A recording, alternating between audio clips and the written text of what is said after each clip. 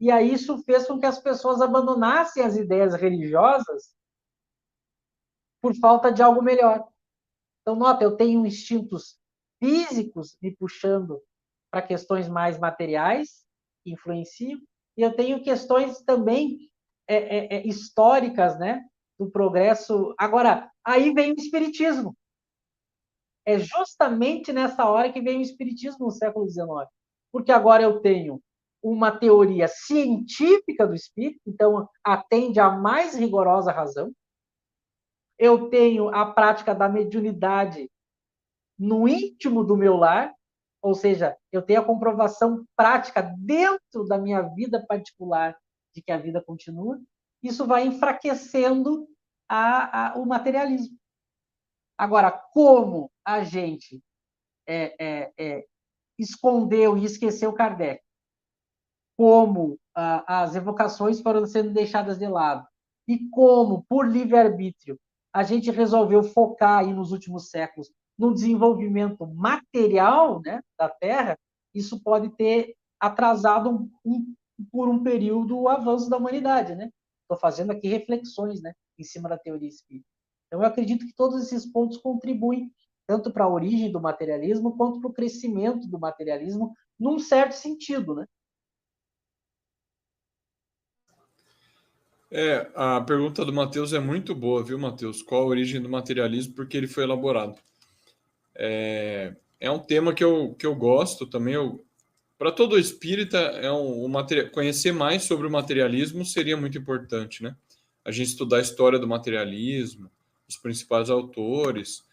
Mas, enfim, se a gente olhar na história da filosofia, o próprio surgimento da filosofia, os seus principais filósofos tinham uma visão materialista no sentido de acreditar que tudo que constituía o universo era matéria.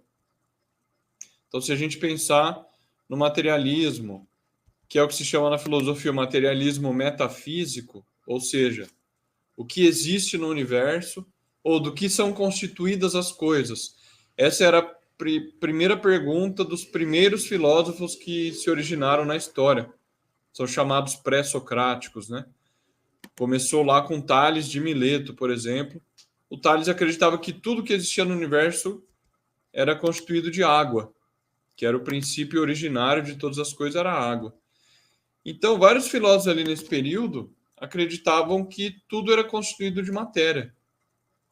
Aí só depois, com Sócrates, Platão e Aristóteles, principalmente Sócrates e Platão, né, é que vai ter uma visão diferente de que existe algo no universo que não é constituído propriamente de matéria, né? Nesse mesmo período, o filósofo materialista muito conhecido é o Epicuro. E, curiosamente, o Epicuro ele defendia que a felicidade era sinônimo de prazer. Felicidade é busca do prazer do corpo. Está sendo coerente com a tese materialista, né?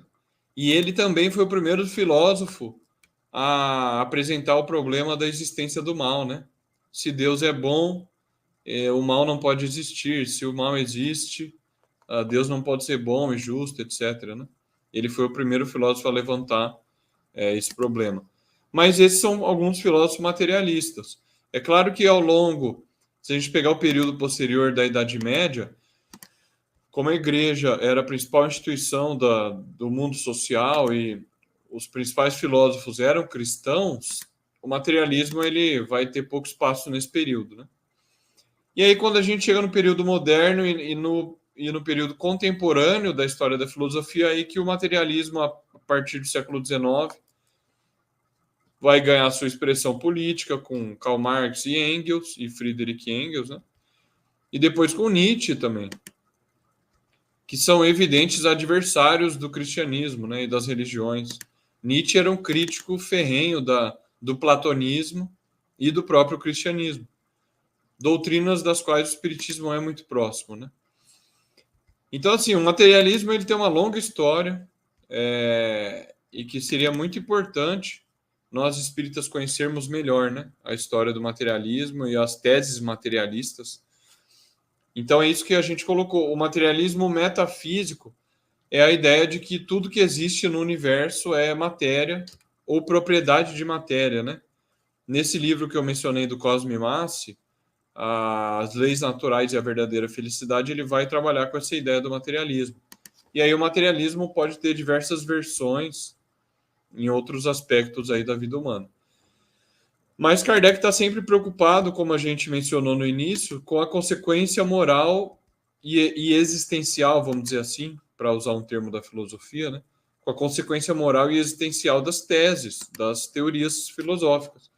E ele vai dizer que o materialismo, a consequência lógica dele, vejam bem, com atenção, a consequência lógica do materialismo é o egoísmo. Porque se eu acredito que eu sou um corpo apenas, que se esse corpo morrer, a minha consciência morre junto, eu não vou sobreviver depois, qual é a... Por que eu deveria colocar freio às minhas paixões? Eu deveria mais aproveitar do corpo logo. E logo, porque eu posso morrer amanhã e tudo se acabar. Então, para que eu vou me preocupar com o futuro, se o futuro não existe? Kardec vai fazer essa reflexão várias vezes. Então, a consequência lógica do materialismo seria um comportamento egoísta.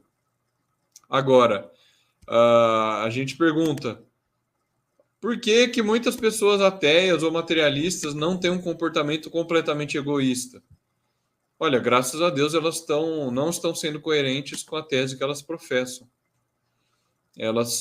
Se a pessoa está sendo caridosa e humilde e se diz materialista e ateia, ela está tendo um comportamento cristão e espírita, e não materialista. E muitas vezes nós espíritas, a consequência natural do espiritismo é a caridade, a humildade, e a gente às vezes tem comportamentos egoístas e orgulhosos, né? Que é o que a que o materialismo levaria. Então, eu acho que mais ou menos seria esse o caminho, né? Agora, por que ele foi elaborado, essa pergunta é mais difícil. O pensamento humano é livre, ele tenta compreender a natureza e vai formulando as teorias. Então, podem ter as teorias mais variadas possíveis, né? É difícil a gente responder exatamente por que ele foi elaborado. Mas acho que o caminho seria esse, Matheus.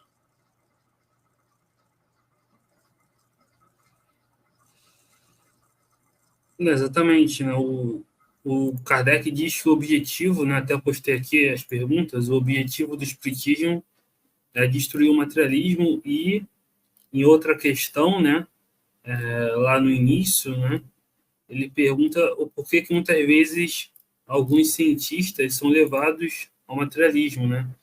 Ele pergunta aqui na pergunta 147, né, por que é que os anatomistas, os fisiologistas em geral, os que se aprofundam às ciências naturais, são com tanta frequência levados ao materialismo? O fisiologista refere tudo ao que vê, o orgulho dos homens que julgam saber tudo e não admitem haja coisa alguma que ele esteja acima do entendimento, né? Então, respondendo a questão, né, muitas vezes vem do próprio orgulho, né? O homem não quer admitir algo superior, né? O cientista ali ele só vê a matéria, então para ele é tudo que existe, né? Não tem, ele não compreende que possa haver nada além, né? Agora, como foi dito, o materialismo sempre foi uma doutrina marginal, né? Marginal no sentido assim, sempre foi poucas pessoas, até a massa sempre acreditou em algo além, né? Só na modernidade que isso, e principalmente como o José falou, depois do século XIX, isso se tornou um pensamento que, embora a maioria não seja materialista, você tem uma cultura bastante influenciada pelo materialismo, né? Instituições influenciadas pelo materialismo, né? Então, é uma época realmente atípica que a gente vive, e por isso que o espiritismo veio nessa época, porque justamente era necessário uma resposta ao materialismo, né? É necessário uma prova científica para destruir o materialismo pelos efeitos nocivos que traz à sociedade, né? O materialismo aumenta o índice de transtornos mentais, de pessoas que tiram a própria vida, da própria loucura, né? Tem pesquisas que indicam que a crença faz bem à saúde mental.